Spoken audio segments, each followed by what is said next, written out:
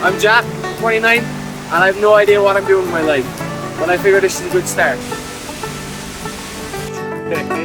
From the woods of Glenbower to the river to soar, from the arms of my mother to the land ever pure, all I have to remember is the pride that I felt round the park Canada, where the boys never knelt. They'd go raring and tearing and fighting for love, for the land they called Killa and the Lord up above. Killa la la la la la la la la la la, for the green and the white I adore, for the parish to last evermore.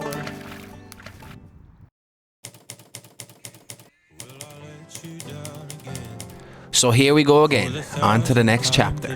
And right now we got a lot of catching up to do. But first off, if you are new here, hi, I'm Jack. And for the past 2 years I've been driving around Africa in my car. There's been a lot of highs and lows along the way. And even right now I'm currently going through a breakup. And I'm not gonna lie lads, the first few weeks were rough. I mean, I love solo travelling, but I hadn't really been on my own in a while now, so it was a tough transition back. But we stuck it out anyway. And with that we start the new chapter of All Alone in Africa. And after the breakup I figured it was time to treat myself a little. And now this place was always at the top of my bucket list, but it wasn't something I had planned to do on this journey. But I figured I'm all alone, I'm already in Tanzania, and it's only a couple of days of driving. I don't have to make any compromises. I said fuck it, why not?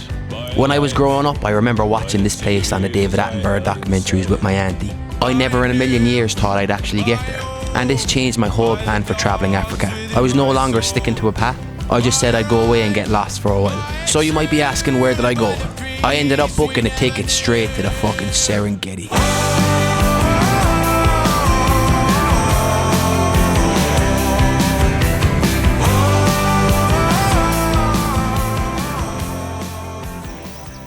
Right, so we're in Uganda now, and we were going to go to the Queen Elizabeth National Park today, but it was too expensive. So we're driving down this public road, and have a look what we scored here. There's elephants everywhere, there's hippos, there's buffalo. I can't fucking believe I'm seeing all this for free. This is fucking incredible, have a look. Right, so we're at the side of a road here in Uganda. This is not in a national park, it's free. We just found this little elephant here at the side. Come here to me, you are gorgeous. You are absolutely stunning.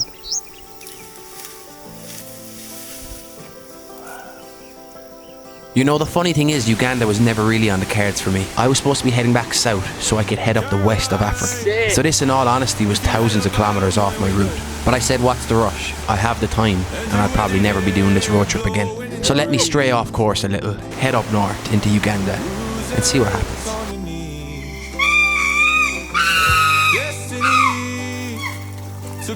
And as I was passing through this small little town in Uganda, I met this local guy. He told me he'd been tracking one group of chimpanzees for a couple of years now, and that if I donated $50 to the community, he'd go and try find them for me. Best $50 I ever spent.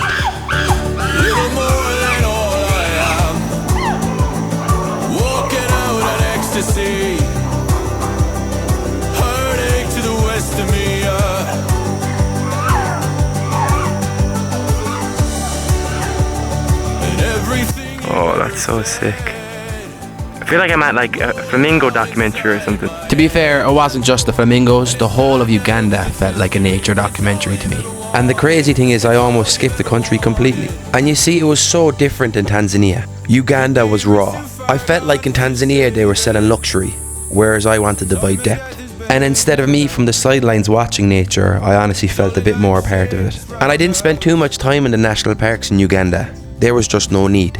There was wildlife everywhere. Did you forget to ring your own light? And then I happened to come across a small little campsite in a small little village outside the national park.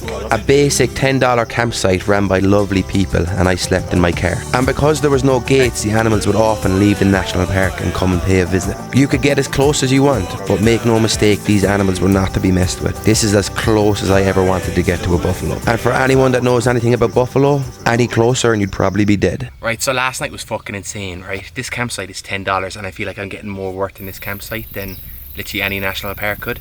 Lions literally came through here last night. I was being eyed by hyenas all night. They were fucking stalking me till I went into bed, which was dodgy, but lions came through here right next to the car and they brought me a surprise, literally. It was a dead hippo carcass that they'd killed a couple of days ago. So this has been like fucking the best safari, and I'm literally just sitting down, just camping here, and they're all coming to me instead of me going off and having to get them. So I was just brushing my teeth a while ago, and I brought this torch with me because I was like, if I'm brushing my teeth around here, I want to know what's in the bushes. So I shone my light up, and there was a couple of them staring at me, and then I put the light down and I put it back up again, and there they are, and they're a bit closer, and I'm really enjoying this. It's something I've never had before, and it's probably something I'll never get. You go to these national parks and it's like, you know, it's like you feel like you're way above the nature and you're looking down on it. You're never really down on this level, camping, seeing them eye to eye. It's a fucking insane experience, and I've been here now a couple of days and I can't seem to leave this place just because where else am I going to get something like this? There's elephants coming through camp. It's the closest I've ever been to an elephant.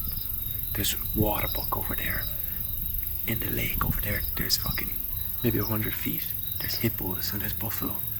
I mean, I'm nearly seeing the big five here now. There's lion prints that walk through this camp.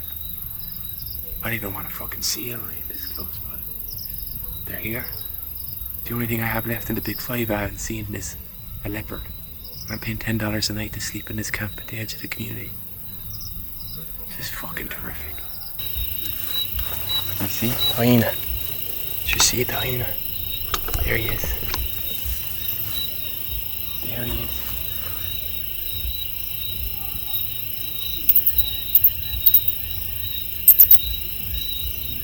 Holy shit.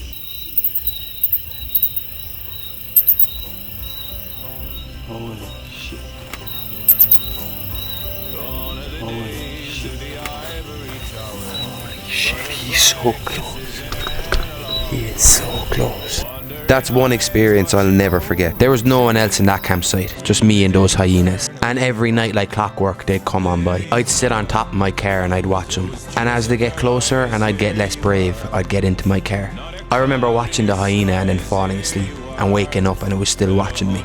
And then the morning I was leaving, I woke up to a story about a local guy who was walking through the bush with a dead goat, when a local hyena must have picked up the scent. And the only thing standing in the way of this hyena and a free meal was this guy's arm. The hyena snuck up behind and bit off the local's hand. With the strongest bite force in the animal kingdom, it would have only taken a few seconds. Was that one of the hyenas from outside my window? I guess we'll never know. But after I left that campsite, there was one thing left I wanted to do. There was a rhino sanctuary nearby. Rhinos all across Africa are very endangered, so I wanted to go learn about them. With those Jezebel eyes, there you are. Not a cloud in your skies, there you are. At 100 degrees, singing diamonds and roses and everything's golden, but that doesn't matter to me.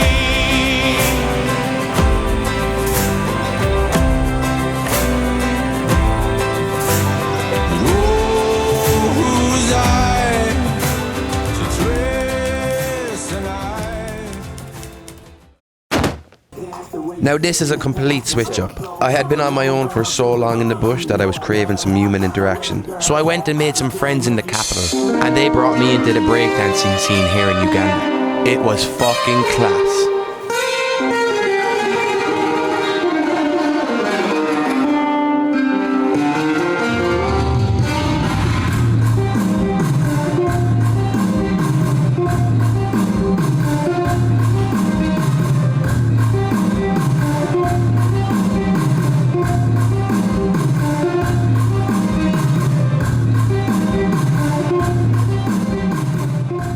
Now don't get me wrong, being in nature is my favourite place, but you also don't meet too many people, and too much isolation is not good for anyone's head. So to be brought into the community down here in Kampala and to make some friends, it was so needed. And now at the beginning I highlighted this video as being all alone in Africa, but the thing is I'm never really alone anywhere that I travel. And if you're going to take anything away from this, is that if you're always willing to go out and make the effort to meet people, you'll never really be alone anywhere.